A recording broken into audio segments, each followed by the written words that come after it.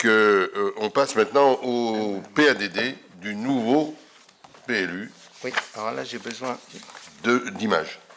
Je m'excuse d'avance, je vais être nettement plus long que mon collègue. Mais on va chronométrer quand même. Bon, vous allez chronométrer, mais je vous préviens tout de suite, je vais être plus long que lui. Tout en étant moins bavard en général. Mais je vais être plus long que lui quand même. Voilà, donc ce document, donc PADD, est un document particulièrement important, hein, puisque c'est le document, je dirais, politique donc, du PLU. Donc je voudrais dans un premier temps, parce que c'est quelquefois un peu compliqué, les procédures de révision générale, donc vous dire d'où on vient, où on en est et où on va, en gros. Donc vous avez voté l'engagement de la révision générale le 20 janvier 2022. Un diagnostic territorial a été fait par notre bureau d'études. À partir de ce diagnostic territorial, un travail a été engagé, un travail profond a été engagé. Donc le temps du diagnostic a été de septembre 2022 à décembre 2023. C'est un temps qui est important.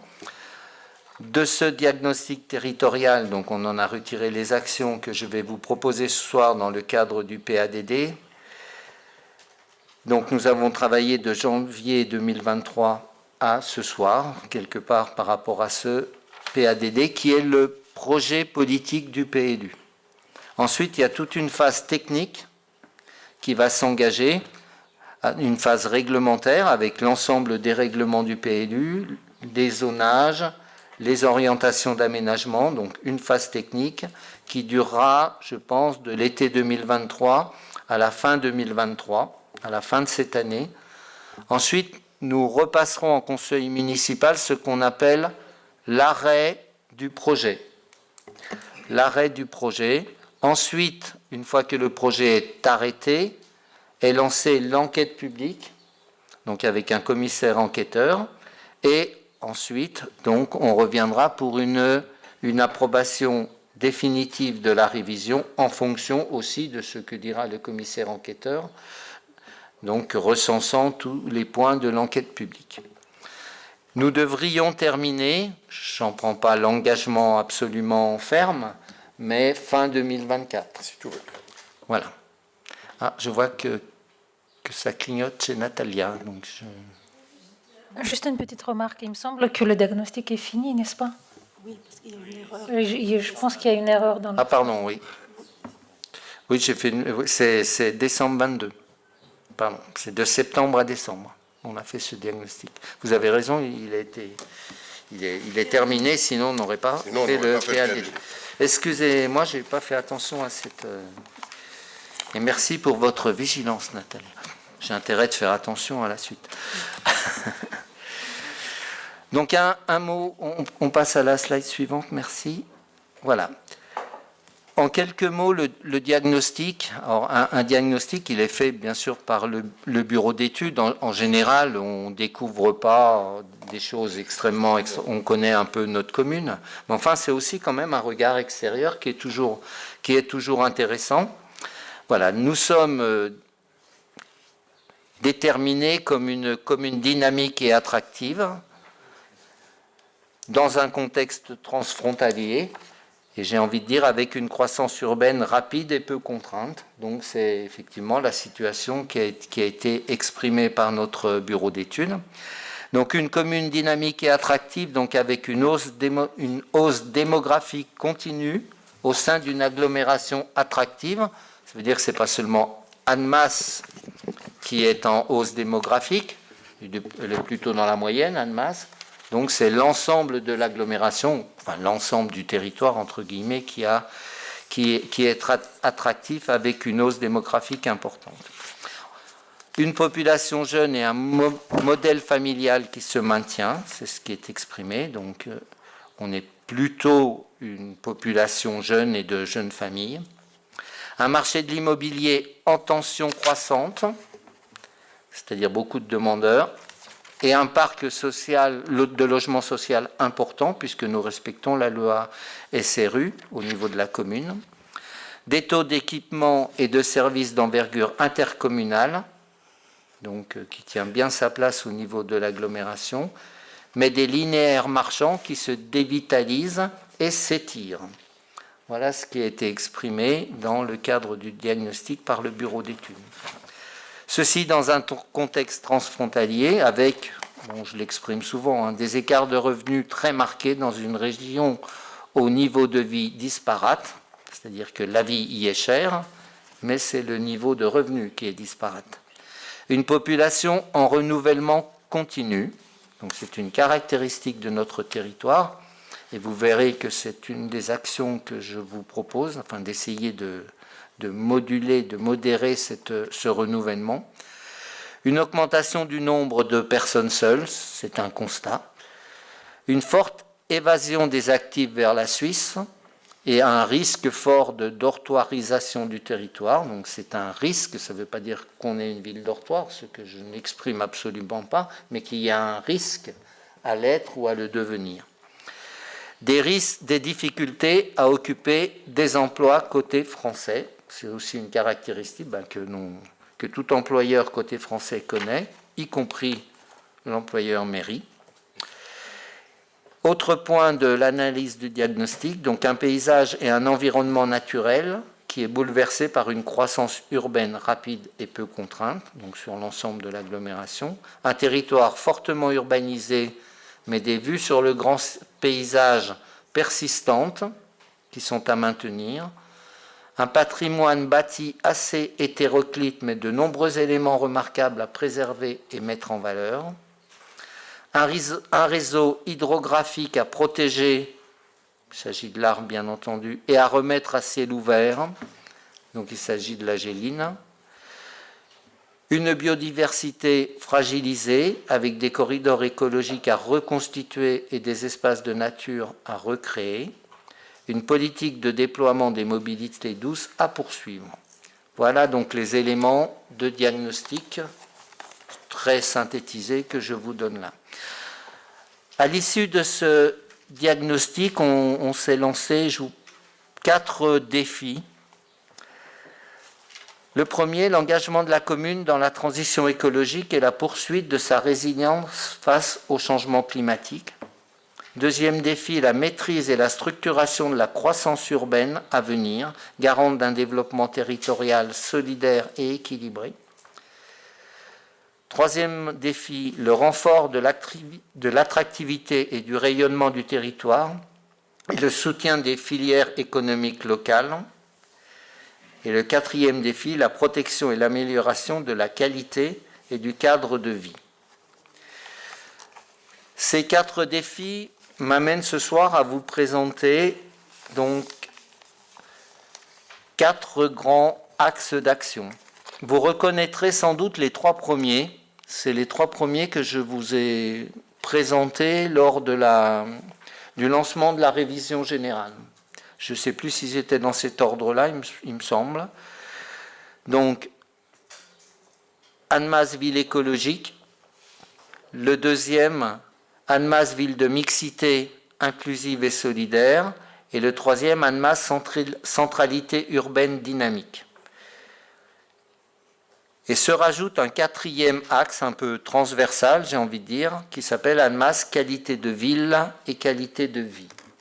Je vous propose d'essayer de vous présenter rapidement l'ensemble de ces axes dans le détail. Donc l'axe 1, Annemasse, ville écologique, que l'on exprime très fortement.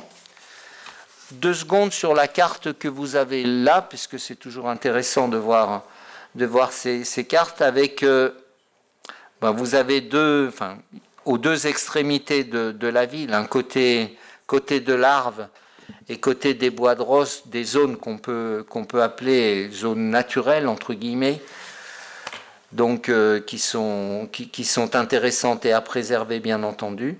Un certain nombre d'espaces verts existants, une volonté de travailler à les mailler, et notamment sur l'axe qui va depuis le Brouat jusqu'à la route de Taninges, où vous voyez, vous avez là un ensemble de ce qu'on n'appelle pas japonais, c'est-à-dire qu'on n'a pas une continuité totale, mais on a des espaces verts rapprochés les uns des autres qu'il s'agirait de mailler avec aussi la géline, hein, puisque c'est sur cette trame verte que l'on pourrait faire ressortir la géline.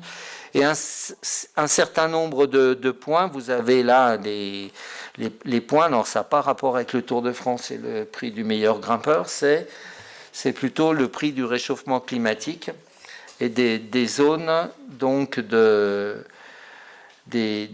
zones à préserver de la chaleur. Voilà. Donc sur les objectifs de cet axe concernant le renforcement et la restauration de la trame écologique de la ville, donc il est proposé comme objectif de préserver la biodiversité et les espaces naturels non artificialisés, quelque part les sacraliser, maintenir et préserver la trame écologique de l'arbre et des milieux associés, préserver et conforter la trame verte urbaine, dont je vous parlais là, coupure d'urbanisation et continuité écologique, poursuivre le projet de la remise à l'air de la géline, à l'air libre de la géline, améliorer la fonctionnalité des continuités vertes en pas japonais et valoriser le réseau d'espaces verts collectifs et d'éléments structurants tels que les arbres, les haies, évidemment les parcs. Toujours dans l'axe Annemasse-Ville écologique, la lutte contre l'artificialisation des sols et les îlots de chaleur. Je vous en parlais tout à l'heure avec les points qui étaient notés sur la carte. Donc il s'agit de s'emparer des dispositions de la loi Climat et Résilience du 22 août 2021 et s'approprier la notion de zéro artificialisation nette par la mobilisation des gisements fonciers stratégiques identifiés dans le cadre du SCOT, qui nous donne les endroits où il faut construire, stopper la consommation spatiale au sein de la ville agglomérée en compatibilité avec les prescriptions du SCOT, et une priorité donnée à la requalification du parc existant, à la réoccupation des logements vacants et à la densification de l'enveloppe urbaine existante. C'est-à-dire, si on doit se développer, on construira en un mot la ville sur la ville. Donc sans aller prendre des espaces verts.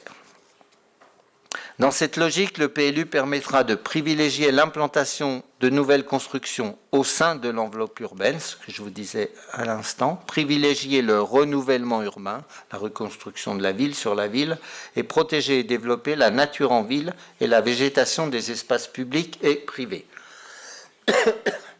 qui est un point fort d'ailleurs de la piétonisation, cette revégétalisation du centre-ville. Toujours dans l'axe Annemasse-Ville écologique, donc favoriser la transition écologique et lutter contre les nuisances et les pollutions avec 4 objectifs. Développer la production d'énergie renouvelable ENR, réduire la consommation énergétique et les émissions de gaz à effet de serre, donc ce qui rejoint ce qui a été présenté par Nicolas Lebeau il y a quelques instants, en agissant sur les principaux secteurs consommateurs et émetteurs qu'il vous a exprimé tout à l'heure, et en développant plusieurs réseaux de chaleur urbains, mais également d'autres formes d'énergie renouvelable. Autre objectif, améliorer la qualité de l'air et préserver les populations. Il s'agit de maîtriser les consommations d'énergie et inciter le remplacement des équipements de chauffage peu performants, et créer donc un réseau de chaleur et se brancher sur ce réseau de chaleur participe au remplacement des équipements de chauffage peu performants, notamment, et maîtriser la mobilité du territoire, qu'on reverra tout à l'heure, prendre en compte et élargir la trame noire dans les aménagements, c'est-à-dire poursuivre la démarche de réduction de la pollution lumineuse qui a déjà été engagée, et développer le recyclage des matériaux et l'économie circulaire et inciter à la réduction et à la valorisation des déchets, donc en prévoyant des locaux adaptés pour la collecte des déchets et les compostages et en incitant au réemploi des matériaux de démolition.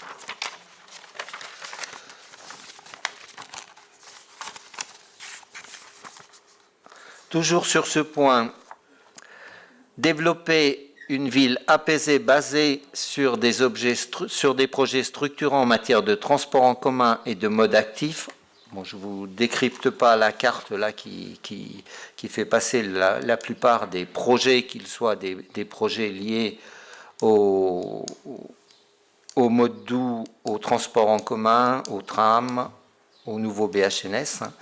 Donc il s'agit de poursuivre le développement d'alternatives performantes capables de pallier l'autosolisme, qui est d'être seul dans sa voiture, c'est-à-dire les transports en commun, le maillage du territoire communal et connexion de la commune à l'ensemble de ses territoires voisins, créer une offre qualitative en faveur des modes actifs et maîtriser l'usage et la place de l'automobile dans les déplacements et au sein de l'espace public. Ensuite, ça doit être le dernier point. Voilà, sur cette Annemasse ville écologique, prendre en compte les risques majeurs dans l'aménagement du territoire et s'adapter aux évolutions des aléas et vulnérabilités dues au changement climatique, donc avec comme objectif de la gestion des eaux pluviales en désimperméabilisant, en végétalisant et en gérant l'eau à la parcelle. Ensuite, préserver la ressource en eau de manière qualitative et quantitative et prendre en compte les risques naturels et sanitaires dans l'aménagement de la commune. Voilà pour ce point Annemasse, ville écologique. Ensuite, on passe à l'axe 2, Annemasse, ville de mixité, inclusive et solidaire. Le premier point, il s'agit, je vous l'ai dit tout à l'heure, dans le diagnostic, on a une population qui bouge beaucoup. Et je vous propose de favoriser la stabilité géographique de la population de notre ville. Alors c'est facile à dire, peut-être un peu plus compliqué à faire, mais en tout cas les objectifs que l'on peut poursuivre dans ce cadre-là, c'est le développement des parcours résidentiels des ménages, c'est-à-dire que les arrivants, les primo-accédants puissent accéder sur notre territoire à la propriété, ce qui n'est pas simple actuellement. Il s'agira donc de développer l'accession sociale. Ensuite, valoriser, améliorer et mobiliser le parc de logements, donc avec la rénovation énergétique du parc, et c'est en relation aussi avec le schéma directeur des énergies qui vous a été présenté tout à l'heure. Deuxième point, et je vous en ai parlé par rapport à l'incompatibilité de tout à l'heure, il s'agit de modérer la croissance démographique. Et là, comme objectif, nous allons, dans le respect, nous allons suivre les objectifs du SCOT. Il s'agit de maîtriser le développement de la population et le développement urbain afférent. Donc, nous allons tendre vers une croissance démographique annuelle moyenne de 1% sur le temps du SCOT, comme il nous est demandé dans le cadre du SCOT, comme il est demandé donc aux communes urbaines dans le cadre du SCOT, tout en participant à l'accueil démographique d'Annemasse Agglo par la réalisation de 2600 logements au maximum à l'horizon 2032, ce qui représente une moyenne de 216 logements par an sur 12 ans, entre 2020 et 2032. Donc on reprend exactement les données du SCOT, donc au niveau communal. Ensuite, prioriser le développement urbain au sein de l'enveloppe urbaine sur les secteurs à enjeu de renouvellement urbain et d'optimisation foncière identifiés, et à proximité des centralités et des nœuds de transport en commun structurants. Donc il s'agira quelque part de demander aux promoteurs d'aller travailler dans les endroits de développement de la ville que l'on souhaite. Voilà, donc par des orientations d'aménagement, par des systèmes de ZAC, enfin de façon à maîtriser notre territoire et à ce que les promoteurs investissent quelque part là où c'est souhaitable. Anticiper l'offre d'équipements et de services nécessaires, donc être capable de répondre, qui serait capable de répondre aux besoins évolutifs de la population actuelle et projetée et renforcer leur maillage dans les quartiers afin de limiter les besoins en déplacement motorisé. Autre point, veiller à une mixité sociale et générationnelle dans chaque quartier. Il s'agit de poursuivre et de développer l'offre diversifiée et durable de logements en diversifiant les typologies d'habitat, en favorisant une offre d'habitat durable et accessible tant en termes de disponibilité de revenus que de mobilité, et encourager le déploiement de nouveaux modes d'habitat, qu'ils soient intergénérationnels ou inclusifs notamment. Ensuite, territorialiser et adapter en fonction des spécificités du territoire communal la politique dite des 3 tiers, c'est-à-dire on reprend là aussi le SCOT d'Annemasse-Agglo avec un tiers de logement, enfin ce qui est exprimé à Annemasse-Agglo, donc un tiers de logement social, un tiers de logement intermédiaire dont une partie très importante d'accession sociale et un tiers de logement dit libre. Et ensuite, améliorer le parc de logements en difficulté, puisqu'il y a un certain nombre de copropriétés qui sont fragiles et qui pourraient même devenir en difficulté, notamment au niveau des charges de chauffage, et lutter contre les copropriétés dégradées.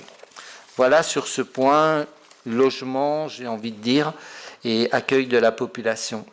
Ensuite, concernant l'axe 3, Annemasse centralité urbaine dynamique, donc il s'agit de conforter sur le plan économique la place d'Annemasse comme cœur de l'agglomération annemassienne et pôle majeur du Grand Genève, donc en assurant les conditions d'un développement économique équilibré entre les activités industrielles et artisanales, tertiaires, commerciales et de services, structurer la lisibilité de l'offre entre les différentes polarités économiques, favoriser le renouvellement urbain de la ZAE avec l'amélioration de sa qualité paysagère environnementale. Alors ça, c'est bien entendu travaillé par et avec Annemasse-Agglo, et la commune de Villagrand notamment, puisqu'on parle essentiellement de la zone du Mont-Blanc.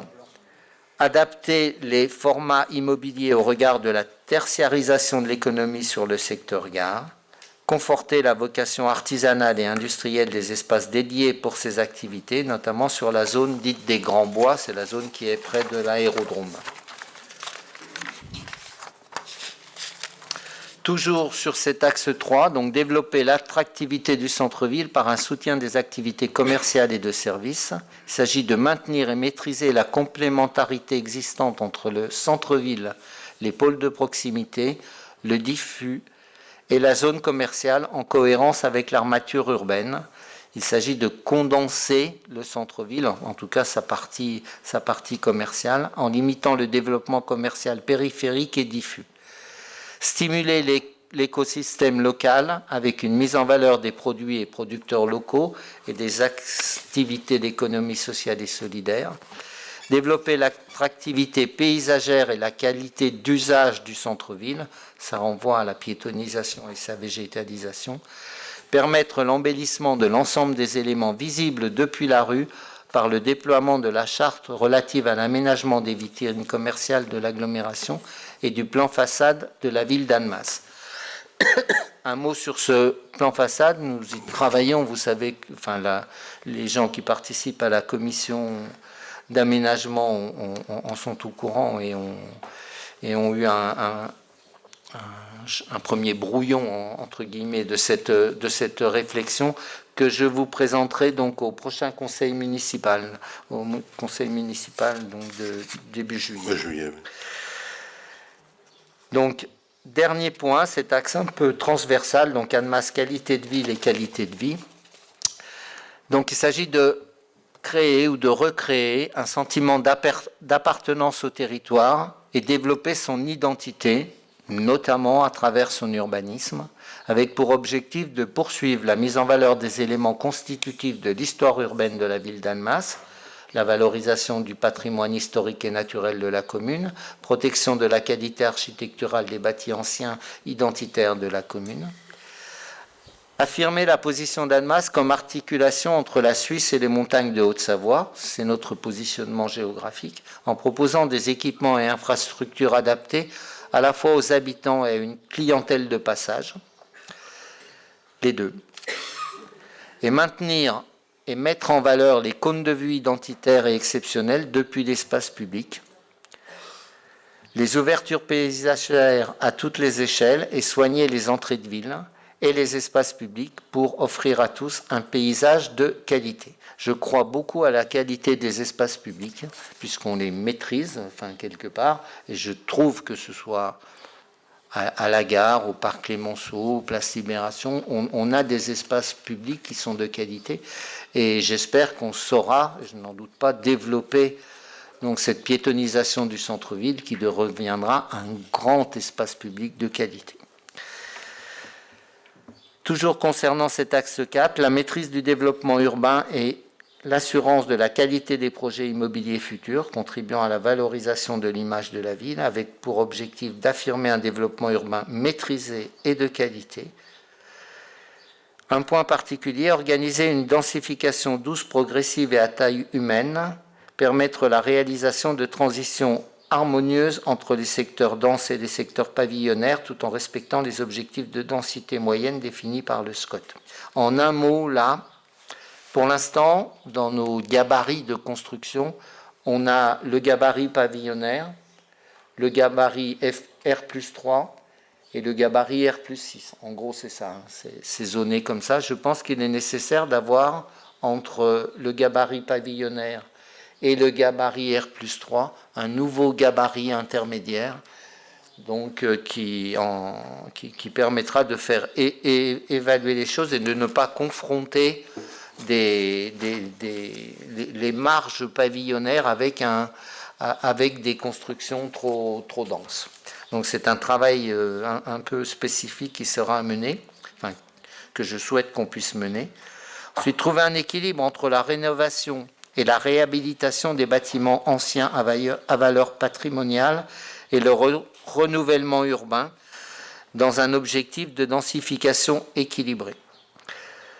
Là, je pense qu'au cas par cas, il faut regarder si un bâtiment ancien, il vaut mieux le rénover, ce qui est a priori souhaitable, mais pas forcément. C'est-à-dire qu'on peut juger aussi qu'à cet endroit-là, on a besoin d'avoir un renouvellement urbain qui permet d'ailleurs une densification et une meilleure qualité de bâti. Donc ça sera un peu au cas par cas, donc à travailler finement donc, dans notre nouveau PLU. Et promouvoir une architecture qualitative et soucieuse de son insertion dans son environnement, attentive à la qualité d'usage des logements par des règles d'urbanisme adaptées aux spécificités locales. Voilà pour cette présentation que je m'excuse, est un peu longue, mais je pense que c'est un document quand même très important, donc qu'il est nécessaire de bien appréhender. Donc, Monsieur le maire, il ne s'agit pas d'un vote, là il s'agit d'un débat, donc je ne vous demande pas de voter le document, hein, c'est pas ça, donc c'est un débat sur le PADD qui sera ensuite la base de la réglementation là. Bon, je pense qu'il n'y a pas de grande... Enfin, c'est une évolution, un PLU. Hein. Et donc, puisque je suis élu à l'urbanisme depuis un certain temps, je mesure bien cette évolution qu'il y a. Donc, entre un PLU qui, au départ, quand je suis arrivé en responsabilité, était beaucoup plus constructif, entre guillemets, qu'il ne l'est maintenant, je tiens à vous le dire. Puisqu'on a toujours l'impression que l'on bétonne. Je veux dire, notre PLU, d'année en année, il est devenu moins constructif, entre guillemets. Et je vois sur d'autres communes plus à l'extérieur des programmes qui ne pourraient, d'une densité au sol, qui ne pourraient pas se faire sur notre ville. Je pense que vous avez ressenti au fur et à mesure du temps, la mise en valeur des espaces naturels, c'est-à-dire qu'on a sacralisé au fur et à mesure du temps un certain nombre d'espaces. Dans une modification récente, nous avions donc un espace à urbaniser que nous avons passé en espace naturel, ce qui est un signe extrêmement fort parce que c'est rare qu'on revienne en arrière ensuite d'un espace naturel qui devient constructible. Voilà, donc je pense que vous avez senti cette évolution au fur et à mesure du temps et j'ai envie de dire que dans ce PLU-là, à venir, j'ai envie qu'on transforme l'essai que l'on a entamé depuis déjà quelques années. Merci Michel pour cette présentation précise. C'est vrai que c'est un document extrêmement important, hein. C'est un document sur lequel on va évoluer. Je pense que tu as fait deux remarques avant d'ouvrir le débat, que je partage totalement, c'est d'abord, on est dans une évolution, hein, c'est pas une révolution, c'est une évolution qui a commencé depuis 2008 d'une manière importante. Et puis, l'APLU, il a un effet à long terme, à moyen terme. C'est-à-dire que c'est pas un coup de baguette magique, hein, parce qu'il y a des permis de construire qui sont déjà posés, qui ne sont pas réalisés, mais qui vont se réaliser avec des règles qui ne seront pas celles-là, etc. Donc, je pense qu'il faut bien prendre en compte le temps de mise en place d'un tel document. C'est un élément essentiel. L'autre point, mais j'y reviendrai, c'est le lien avec le SCOT. Monsieur Gaconnet. Oui. Oui, vous l'avez dit tous les deux, hein, c'est un document extrêmement important qui va nous emmener sur plusieurs années en utilisation et notamment qui va bien occuper le prochain mandat aussi. Moi, je vois beaucoup de slogans de campagne dans cette présentation, dans les titres, dans les axes, et il est clairement difficile de pouvoir vous critiquer sur votre volonté. On a tous envie que soit appliqué tout ce que vous dites. Après, la différence qu'on peut avoir, nous, c'est sur la façon d'y arriver finalement. Parce que sur les volontés, on va être très clair, on a tous envie que les Annemassiens se sentent bien à Annemasse, que les gens aient un parcours résidentiel qui s'approprie en restant le plus longtemps possible à Annemasse. Mais la réalité est souvent là pour nous rattraper, bien malheureusement, et c'est pas forcément toujours de votre seul chef. Concernant le PADD en tant que tel, bon, il y a beaucoup de choses qui sont déjà dans la continuité de ce que vous avez engagé ces dernières années. Il n'y a pas grande nouveauté, il y a beaucoup je l'ai dit, de volonté, mais c'est beaucoup de la continuité dans ce que vous faites. Moi, quand vous évoquez le fait de construire la ville sur la ville, moi, il y a une chose qui m'étonne parce qu'on ne l'évoque jamais. Enfin, vous l'avez évoqué à demi-mot en fin d'intervention par rapport à l'histoire des gabarits. Genève le fait beaucoup, c'est de monter sur les bâtiments existants déjà. Alors que vous ne vouliez pas casser des alignements ou des choses comme ça, la meilleure façon de gagner de la place sans forcément démolir ce qu'il y a en bas, c'est bien de monter sur les bâtiments existants. Et ça, je trouve dommage qu'à chaque PLU, je crois que ça fait maintenant le deuxième, voire presque le troisième, on n'évoque jamais cette possibilité-là, sachant que je crois que le R+9 qui est à côté de nous, qui est sur l'ancienne clinique, visuellement n'est pas quelque chose de moche en soi ou de trop haut. Je veux dire, il s'intègre plutôt bien dans le paysage. Donc ça pourrait être déjà une réflexion qui pourrait intégrer ce PADD, de monter sur l'existant par rapport au fait de parfois démolir ou de rénover. Je partage votre vision qui est de se dire finalement c'est du cas par cas, parce que des fois la rénovation coûte malheureusement plus cher qu'une construction. Ça c'est une chose. Par rapport au logement toujours, moi, il y a quelque chose qui m'étonne. On parle beaucoup des 3 tiers, ce qui est très bien, puisque j'en suis absolument... je suis plutôt d'accord là-dessus. Moi, c'est la typologie. Et c'est vrai qu'on en parle souvent, mais dans les faits, quand je passe devant des agences immobilières, je vois quasiment jamais au-delà du F3. C'est vrai, on voit très peu de F4 ou de F5 à la location à Annemasse. Et forcément, cela interroge, même si je sais que dans le PLU précédent, il y a une précision claire là-dessus, mais je m'étonne de la réalité finalement du terrain, de se dire mais où sont passés ces F4, ces F5, qui pourraient permettre à des familles, parce que le constat est plutôt clair sur l'introduction, c'est de se dire oui, on est une population jeune, donc qui peut faire des enfants. Alors il y en a qui restent puisqu'on a beaucoup d'enfants à Annemasse, enfin beaucoup d'élèves, mais c'est vrai qu'on a l'impression que passer un gap, ils préfèrent partir vers des communes extérieures à Annemasse, et je trouve que c'est là où on perd finalement cette capacité à conserver ces gens qui auront fait 10 ans à Annemasse mais qui préfèrent faire 10 ans ou 15 ans après ailleurs. Vous parlez des primo-accédants, je suis très inquiet aujourd'hui, je pense que c'est un axe majeur pour aussi conserver des gens sur le territoire, c'est l'accession à la propriété. Les primo-accédants font partie de cette cible que nous devons toucher, même si je suis très inquiet aujourd'hui par rapport aux prêts qui peuvent leur être attribués. J'ai appris qu'il allait encore avoir une modification des taux à 0% pour les constructions, ça peut que nous interroger sur ça. Par rapport par rapport au développement commercial, enfin en tout cas cette volonté du tissu commercial, vous parlez de condenser le centre-ville. Je crois qu'on a un des centres-villes les plus longs du bassin qui part du passage Jean Moulin pour finir à la gare. Alors c'est vrai que le condensé, ça serait la meilleure des choses, mais ça voudrait dire faire des choix forts sur d'autres artères commerçantes d'Annemasse. Vous parlez aussi de qualité de vie, et de faire le lien entre la Suisse et les montagnes. Moi, il n'y a qu'un truc qui me saute au visage quand je vois ça, c'est finalement pourquoi avoir arrêté les Halles, finalement, parce que c'est le lien se fait aussi par la nourriture et la gastronomie, et je me dis que finalement, on aurait pu avoir cet outil très intéressant qui aurait fait d'Annemasse ce lien entre la Suisse et les montagnes. Voilà à peu près tout ce que je voulais dire. Après, voilà, une fois de plus, il y a la volonté et il y a la réalité. Je prendrai juste comme exemple de réalité un point sur la mobilité, le BHNS. Il faut reconnaître qu'après plusieurs années de mise en place, ce n'est pas une grande réussite. Voilà, clairement.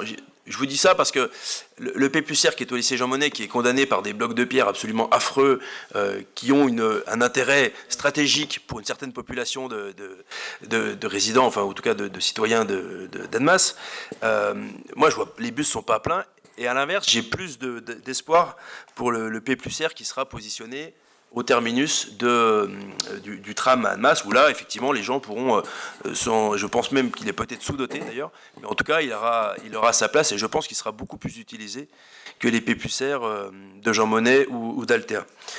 Voilà, bon, après, merci. On peut débattre. Voilà. Merci beaucoup. Il y a quelques éléments, d'abord, sur lesquels je laisserai Michel Boucher aussi répondre, mais je voudrais... Vous avez très bien ouvert le débat. Moi, encore une fois, sur la plupart des choses, c'est étonnant ce soir, mais je me retrouve sur beaucoup de choses que vous avez dites en complément.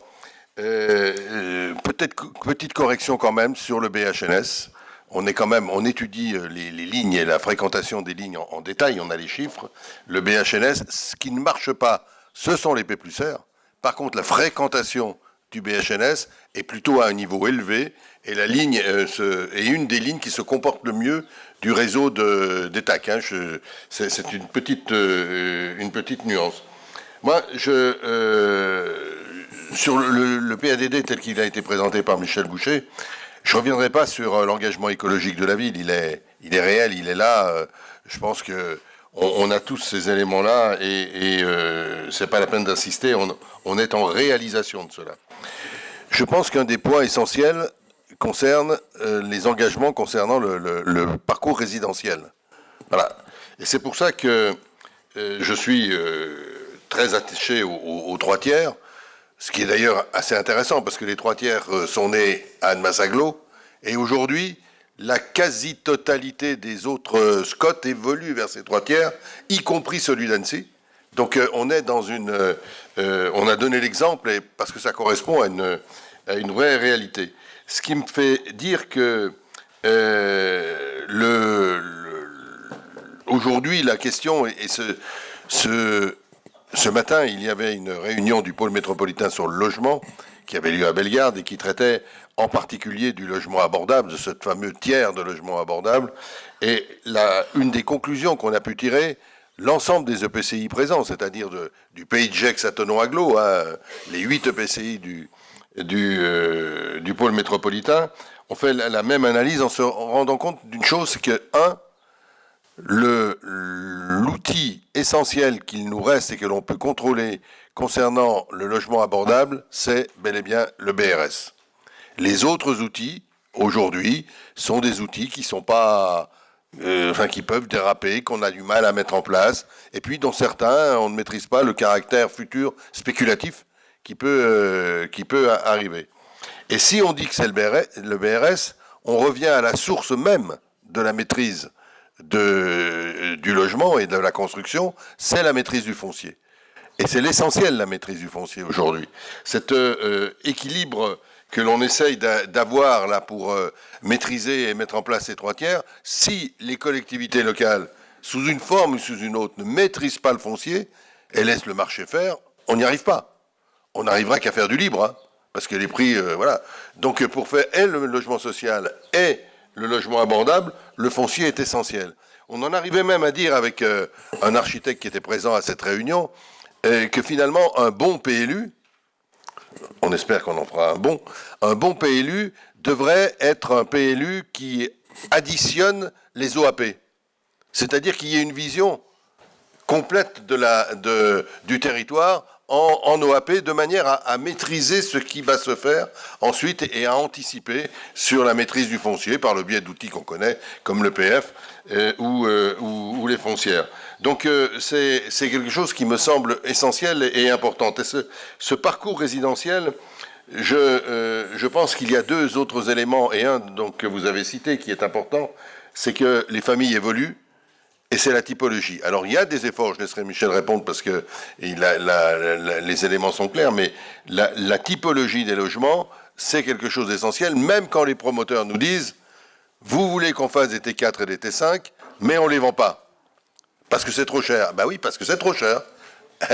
Donc, adapter les prix aussi au marché, et on revient à la question précédente de la maîtrise des prix. Je voudrais, sur cette partie parcours résidentiel, dire aussi que l'équilibre que l'on a trouvé, que l'on essaye de trouver dans ce PADD, en donnant une capacité de construction, on ne bloque pas l'arrivée des gens dans cette ville, on ne bloque pas, on maîtrise. Parce que si on bloquait, je serais très embêté de dire comment on va répondre aux 8000 demandes de logement social non satisfaits. Comment on va répondre aux besoins des primo-accédants dont vous avez justement, à juste titre, parlé? Comment on va répondre? Donc il nous faut, pas tout seul nous, mais sur l'ensemble du territoire de l'agglo et au-delà, être capable de répondre à cela. Et c'est pour ça qu'on se dirige, et c'est pas un scoop parce que la chose a déjà été évoquée en comité syndical du pôle métropolitain, mais sachez que le nouveau SCOT qui va arriver, ce sera un SCOT qui sera beaucoup plus large et qui sera un SCOT à l'échelle du pôle, avec notamment, si on y arrive, mais les délibérations sont déjà prises, avec Pays de Gex Agglo, Bellegarde Agglo, Ucérone, Comité de communes du Genevois et Annemasse Agglo. On a là une couronne qui nous permettra d'avoir une politique plus coordonnée sur le parcours résidentiel en ayant un interscot très important avec le SIAC, c'est-à-dire le SCOT du Chablais et celui de Cœur de Faucigny. Donc ça, c'est des éléments essentiels. Un tout petit mot sur une allusion que vous avez faite. Je suis, comme vous, très inquiet de l'évolution actuelle sur le logement. Et je considère que les premières mesures annoncées par le gouvernement ne sont pas à la hauteur des besoins aujourd'hui et que la crise du logement risque d'être une crise. Alors, on nous en annonce une deuxième tranche. J'ai beaucoup d'espoir dans cette deuxième tranche parce que pour l'instant, c'est quelque chose qui est c'est saupoudrage, que on n'a pas de politique générale. Mais ça, évidemment, c'est pas nous qui allons trouver les solutions, mais c'est bien de le dire. Le deuxième point que je voulais souligner particulièrement par rapport à la présentation de Michel Boucher, c'est le renouvellement urbain dans les ZAE. Je pense qu'il y a une évolution considérable de la conception des ZAE aujourd'hui. Et c'est aussi l'économie qui met ça en place. Vous savez, pendant des années, et j'ai présidé pendant un moment l'agglo, pendant des années, on avait des grands groupes qui venaient nous voir en disant « Attendez, écoutez-nous, on va vous faire un truc formidable, 35 000 m² de commerce, un centre commercial extraordinaire. » On a résisté. Et c'était pas toujours facile. Parce que je peux vous dire que c'était beau ce qu'ils nous présentaient.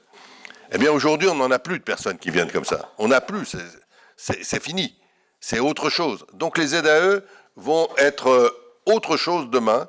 Et c'est la capacité aussi... Alors on y travaille avec le PAPAG, avec l'agglo et la commune de Ville-Lagrand. On y travaille avec l'opération qui s'appelle Mixité 3, et qui est une opération avec des cabinets qui travaillent dans le cadre avec le CAUE et avec l'EPF et avec Anne Massaglo sur cette évolution, je pense que ce sera un des points essentiels que l'on aura à traduire.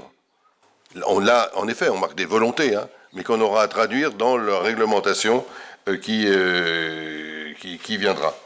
Le dernier point que j'aborderai en commentaire, c'est la qualité de ville et la qualité de vie.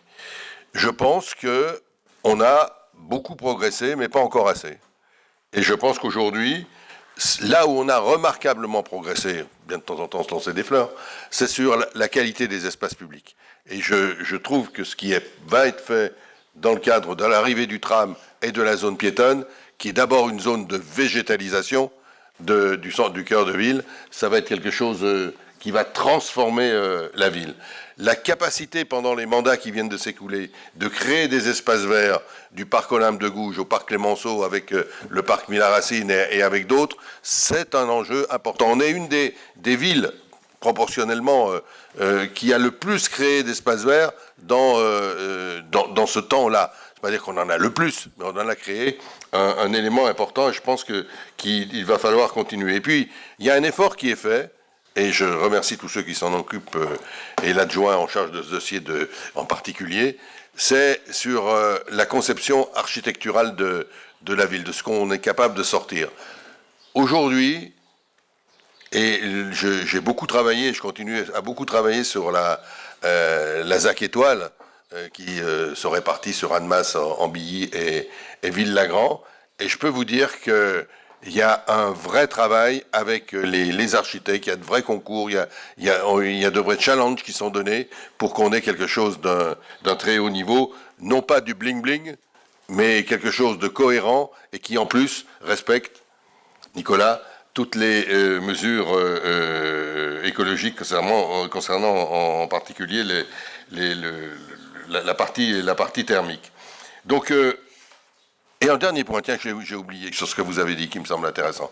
Je partage, alors je ne sais pas si tout le monde le partage d'ailleurs, vous voyez, les débats peuvent être transcourants, comme on dirait. Mais je partage tout à fait votre idée de dire la densité. D'abord, je n'ai pas peur du mot densité. Je pense qu'il peut y avoir une densité heureuse, je le dis comme ça.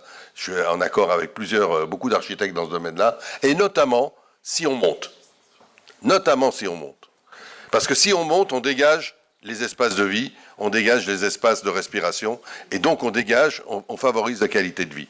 Donc voilà, des pistes qui me semblent importantes, mais je n'ai pas répondu à tout. M. Boucher, si... Il y a encore... excusez-moi, je la connais. Oui. Je vous ai relancé, donc. Non, pas du tout. Mais c'est comme je sais que M. Boucher va prendre la parole, j'avais un cas concret, justement, suite à la présentation du PADD. Vous avez évoqué le fait de pouvoir maîtriser les endroits où on voulait où allaient être les constructions. Donc certainement à côté des transports en commun, voilà, tout ça. Et j'avais un cas concret qui était dans la place de l'Étoile, il y a une branche que vous devez connaître qui est encore en zone UC. Qui fait le croisement de la rue de Romagny et la route des Vallées. Est-ce que typiquement ce genre de zone a vocation à passer en zone à construction beaucoup plus haute voilà. C'est vraiment un cas concret parce que dans ce que vous avez présenté dans le PADD, c'est vraiment typiquement le genre de zone qui peut migrer vers de la construction de collectifs. Michel ? Bon, je vais commencer par ce point. Oui, je vois tout à fait bien cette branche, M. Gaconnet, où on a plutôt bloqué jusqu'à maintenant sa mutation. Je pense qu'il y a quelque chose qu'il faut qu'on mesure tous, c'est... Je ne vais pas reprendre, il faut laisser du temps au temps, je crois que ça a déjà été dit par quelqu'un. Mais... si vous regardez bien, M. Gaconnet, le tracé du tram, où il arrive, par exemple, et ce qui est construit à cet endroit-là, il arrive plutôt dans une zone qui est pavillonnaire. Une grande zone pavillonnaire, j'ai envie de dire la dernière grande zone pavillonnaire de la ville. Donc, il va falloir nous interroger. Je pense qu'il y aura une évolution. Mais cette évolution, elle doit pas... Enfin, je veux dire, si toute cette grande zone pavillonnaire passe en UA ou en UB, enfin en zone de construction collective, jamais nous ne réussirons à maîtriser le nombre de logements et la modération de notre population que l'on souhaite. Donc il va falloir jouer sur les équilibres. Alors il y a des endroits, et je suis assez prêt à vous suivre sur l'endroit que vous donnez là, il a été préservé plutôt parce qu'il y avait une végétalisation intéressante. Il y a une végétalisation intéressante actuellement. Et qu'on est aussi beaucoup sur la nécessité de garder ces végétalisations, même privées, qui sont intéressantes. Donc il y a tout un équilibre à trouver entre... quelque chose qui est évident, c'est qu'il vaut mieux que les gens habitent près des transports en commun si on veut qu'ils utilisent moins la voiture. Et puis la situation de la ville et de son évolution, si on ouvre trop de droits à construire, alors pour l'instant le marché il est calme plat, donc on ne prendrait pas de risque dans les 6 mois qui viennent. Mais moi, je ne connais pas le marché comme il se... Enfin, si, je connais le marché, il va se retourner un jour et il va... L'attractivité, enfin, j'entends le développement de Genève, je l'entends, et j'entends pas les habitations et le désir de loger tous ces travailleurs à Genève. Donc, il y aura toujours ce problème transfrontalier de logement, quand même. Donc, il est nécessaire d'être très attentif. Voilà, donc, la phase réglementaire... Je pense que c'est intéressant ce que vous avez exprimé sur la volonté, parce que je partage un peu la même chose que vous, c'est-à-dire que la volonté, elle est nécessaire, mais elle n'est pas toujours suffisante. Et le temps de l'urbanisme, il est tellement long qu'on ne voit pas toujours le résultat d'une manière évidente. Et le temps de l'urbanisme, et dites-le-vous bien tous autour de la table, c'est un temps très long. C'est un temps très long. Les évolutions, elles se mesurent sur des dizaines d'années. Elles ne se mesurent pas en 3 ans ou 4 ans. Voilà. Donc c'est pareil pour la typologie, Monsieur Gacquenet. Pendant des années et des années, le marché a construit sans obligation au PLU de typologie. Et le marché, il construit naturellement petit parce que ça rapporte plus. C'est comme ça. Et c'est parce qu'on a constaté ça qu'on a mis en place des règles de typologie et on oblige tout constructeur qui fait plus de 1000 m² de surface de plancher à faire un pourcentage de grands logements. Ce qu'ils n'apprécient vraiment pas du tout. Mais alors, pas du tout. Je veux dire, si vous les concertez, la première chose qu'ils nous demandent, c'est faites sauter ces obligations de grands logements, laissez-nous vendre des petits logements à des gens qui investissent, des produits investisseurs, etc. C'est ça leur créneau aux promoteurs. Donc, effectivement, l'équilibre typologique, il n'est pas retrouvé encore, puisque pendant des années et des années, ça a construit petit. D'ailleurs, dans certaines communes, pire que nous, la commune de Gaillard notamment, a subi encore plus fortement que nous ce système de tout petits logements qui sont saturés et qui tournent sans arrêt. Donc, il est nécessaire d'avoir des grands logements, il est nécessaire de continuer à mettre des obligations, même si les promoteurs ne le veulent pas, il faudra continuer à le faire. Et puis, petit à petit, il y aura plus de grands logements sur le marché. Mais quand on compare le stock avec ce qu'on produit, c'est un tout petit... C'est infime par rapport au stock. Voilà, c'est ça. Ensuite, sur la hauteur. Alors moi, je suis très intéressé par ce que vous exprimez. Et je pense que c'est une évolution dans les mentalités qui est en train de se faire et qui, moi, me satisfait beaucoup. Parce que je me suis fait brancher très souvent sur la hauteur des bâtiments parce qu'ils étaient trop hauts. Je vous signale, Monsieur Gacquenet, que la liste minoritaire n'a pas voté le PLU précédent sur le sujet des 3 étages de plus à la clinique, que vous jugez aujourd'hui plutôt positif. À cette époque-là, je ne sais plus si vous étiez élu, enfin je ne sais plus, mais on avait eu un blocage à ce niveau-là. Je crois effectivement qu'il y a dans la ville des lieux d'intensité qui peuvent être construits plus haut, ce qui permet de dégager de l'espace au sol. Voilà. Donc mais c'est quelque chose dans les mentalités qui évolue, mais qui est encore peut-être pas tout à fait majoritaire, mais qui évolue. Et c'est important de la porter. Après, construire en hauteur, comme vous l'avez exprimé, M. Gaconnet, je l'avais compris, sur la surélévation des immeubles existants. Les deux. C'est souhaitable, mais compliqué. C'est techniquement très compliqué. On a quelques réalisations qui ont été faites. Il y en a une ici, juste en face de moi, enfin derrière le mur de la mairie, qui a été faite, donc avec des structures bois qui sont au-dessus, des structures légères. Nous espérions qu'il y aura un projet comme ça au Baron de Loé, par exemple, sur la surélévation du Baron de Loé. Techniquement, c'est trop compliqué. Et dans ce cas-là, effectivement, il vaut mieux aller vers une démolition-reconstruction. Mais cette surélévation qui paraît évidente comme ça, elle est techniquement très difficile à mener. Voilà, je sais. Merci. Je crois qu'on a fait le tour. Est-ce qu'il y a d'autres interventions, M. Burnia? Il y a 2-3 choses qui m'ont un petit peu gêné. La densité heureuse, je ne sais pas s'il y a une densité heureuse ou une non-densité heureuse. Je pense que le bonheur est ailleurs. Mais c'est certain que la densité, elle crée beaucoup de contraintes. Et je suis frappé, par exemple, de l'évolution toute fraîche cette semaine à Paris, par exemple, où le discours des élus a basculé par rapport au discours qui était sur la densification. Parce que tout le monde s'aperçoit qu'on arrive à des problèmes, parce que je ne vais pas reprendre, ben si, je vais reprendre quand même, parce que je l'ai eu dit en interne, mais si je suis en conseil municipal, ça crée une obligation en termes de services publics, d'écoles, en termes de flux de circulation, et j'ai bien apprécié le fait qu'il faut effectivement s'appuyer sur les transports en commun pour que on ne met pas des voitures en plus, mais a priori, ce sont quand même des voitures en plus pour l'instant.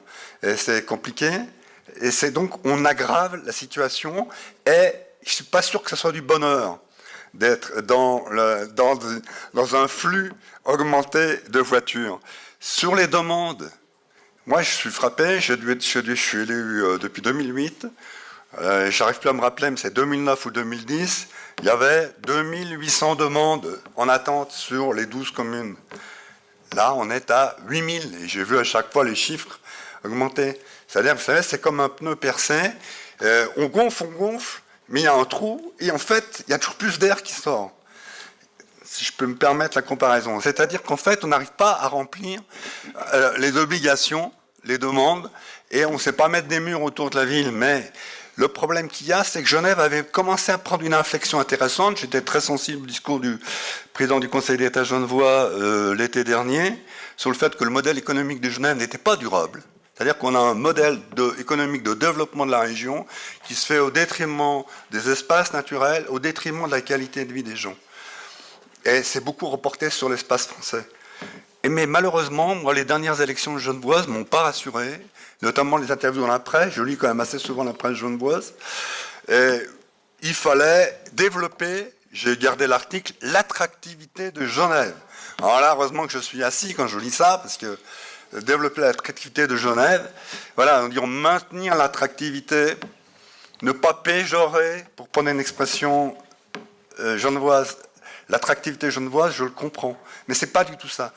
Et on est en face d'un mécanisme à la fois politique, genevois, et économique, qui fait qu'on subit. Et il y a beaucoup de fois dans le PADD le mot maîtriser, mais c'est difficile tout ça. Et je reconnais qu'il y a eu une évolution, Michel Boucher en a longuement débattu plusieurs fois, il y a eu une évolution dans le positionnement, j'ai évoqué Paris, dans le positionnement des responsables de la politique de la municipalité, et donc j'accompagne ça. Mais je dois dire quand même ma crainte, parce qu'on arrive, il y a des limites physiques à tout ce qu'on fait, on arrive à des gênes de plus en plus par rapport à ces questions, parce qu'on veut répondre aux besoins de la population, et qu'on est devant un défi quasiment insurmontable. Merci. On continuera le débat, cher Robert. Maxime Biaconnet. Non, je vais juste répondre. C'est vrai que c'est ce qui s'appelle simplement le revers de la médaille d'habiter à côté d'un pôle d'attractivité majeur. Moi, je viens de Franche-Comté. Je peux vous dire qu'il y a quand même beaucoup de villes et villages de France qui sont face à une désertification de leur population. Ici, effectivement, c'est attractif. On a les contraintes qui vont avec. Et malheureusement, qu'on a beau tourner le problème dans tous les sens, c'est soit on est tous capables de s'entendre et de faire quelque chose de bien ici, ou alors de repartir et aller repeupler les campagnes de France qui en auraient bien besoin. Oui, c'est un débat qu'on a longtemps avec Robert Burnard. Je pense que je crois. Alors, je ne veux pas revenir sur l'histoire de la densité parce que on en discute depuis des années. Et c'est vrai que nous avons tous évolué. Mais moi, j'aurais toujours la crainte de dire on ne prend pas ici parce que dans les limites qu'on s'est données, donc on va construire à 10 km, donc à 20 km, donc à 30 km, parce que les gens, ils sont là. Et qu'est-ce qui se passe? C'est des déplacements supplémentaires. C'est en fait, on crée à ce moment-là des inconvénients, y compris en termes écologiques, complémentaires. Mais ce sera un autre débat.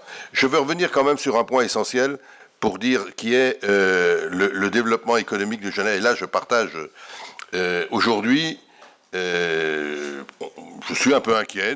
On a manifesté, les élus, et je l'ai fait en tant que président du pôle métropolitain, manifester un certain nombre d'inquiétudes suite à certaines déclarations liées aux élections genevoises récentes. On respecte évidemment le résultat des élections, mais on peut être inquiet. Et vous savez quand même que on est en train de travailler sur une vision territoriale transfrontalière partagée avec Genève et le canton de Nyon, qui est un document essentiel pour l'avenir. Et aujourd'hui, on n'est pas en accord. Aujourd'hui, le débat, il est vif.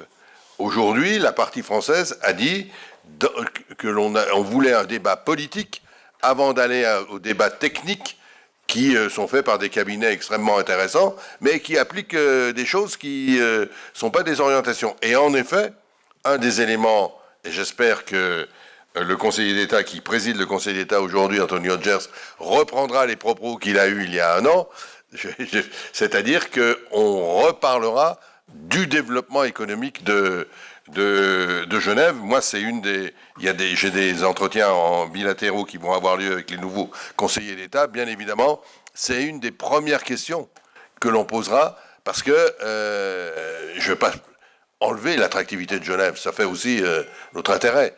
Mais développer l'attractivité de Genève, voilà, comment, pour qui et où on met les gens, quoi, et où on met les gens.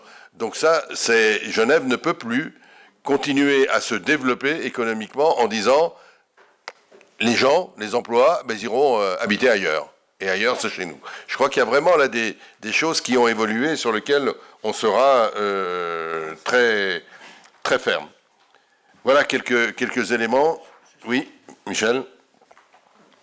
Je pense qu'on arrive à la fin du débat. Là, je voulais juste remercier quand même le service de l'urbanisme, et notamment Tan, qui doit toujours être là, Tan Nguyen, donc, qui est le responsable de l'atelier d'urbanisme, parce que ce sont des réflexions quelque part permanentes qui sont menées pour aboutir à ces documents-là, et qu'ils ont, bien entendu, nos techniciens ont un apport tout à fait important dans le travail qui est mené. Et puis aussi dire que à l'urbanisme, à l'atelier d'urbanisme, il y a un temps qui est un temps de réflexion comme ça, puis il y a la vie quotidienne. La vie quotidienne des gens, des promoteurs, des propriétaires de terrain, etc., qui arrivent et qui mettent de la pression aussi, donc sur l'ensemble du service. Et il faut avoir un service solide. Et nous avons la chance à la ville d'Annemasse d'avoir un service solide qui est en dialogue avec les gens qui viennent, mais sur des bases qui sont extrêmement saines, parce que c'est très important au niveau de l'urbanisme, ça draine beaucoup d'argent, entre guillemets, donc un travail extrêmement sain de relation entre tous les acteurs de la construction, en sachant que quelquefois, mais il y a des antagonismes, voilà, et des gens qui attendent plus de constructibilité, donc plus d'argent sur leur terrain, etc. Et que nous devons toujours, nous, avoir la notion de l'intérêt collectif, de l'intérêt de la ville dans l'ensemble des réflexions que l'on mène et de l'ensemble des réflexions des décisions que l'on prend. Et c'est, je crois, ce que l'on fait. Donc on est sans doute critiquable, mais en tout cas pas sur ce point-là. C'est-à-dire qu'on a toujours en tête l'intérêt de la ville et l'intérêt collectif. Mais, merci, je vous propose de terminer ce débat. Il y a un point qu'on n'a pas abordé, mais qui est essentiel qui est dans le document, hein, qui est un point essentiel, c'est la présence de l'eau dans la ville, et notamment avec pour nous ça devient naturel, mais ça sera au cœur de ce nouveau PLU, et notamment de la Géline, et en commençant par l'écoquartier de Château-Rouge. Je m'associe bien sûr aux remarques de Michel Boucher concernant le service, mais j'y ajoute aussi tous ceux qui ont participé dans le cadre des commissions de travail, et c'est tout à fait intéressant, et c'est pas fini, parce que maintenant, il va falloir passer de la volonté qui est écrite là à la réalité, c'est-à-dire aux règles d'application qui seront mis en place dans on a vu le calendrier qui a été affiché. Donc, je vous lis la fin de la délibération. Il est proposé au conseil municipal de prendre acte du débat qui s'est tenu sur les orientations générales du projet d'aménagement et développement durable du projet de PLU d'Annemasse, de dire que la tenue de ce débat est formalisée par la présente délibération à laquelle est annexé le projet du PADD, de préciser que la commune pourra décider de surseoir à statuer aux demandes d'autorisation concernant des constructions, installations ou opérations qui seraient de nature à compromettre ou à rendre plus onéreuse l'exécution du futur plan, conformément à l'article de l'urbanisme, et de préciser que la présente délibération sera transmise au préfet et fera l'objet d'un affichage pendant 1 mois au moins sur le site internet de la commune. Donc c'est ce vote-là que je vous demande, en sachant que le débat, il a nourri, et il sera à concrétiser, pour reprendre l'expression de Michel, il va falloir transformer l'essai. Est-ce qu'il y a sur cette délibération-là, est-ce qu'il y a des votes contre? Est-ce qu'il y a des abstentions? Merci, c'est important d'avoir une unanimité du conseil municipal sur un sujet de cette importance.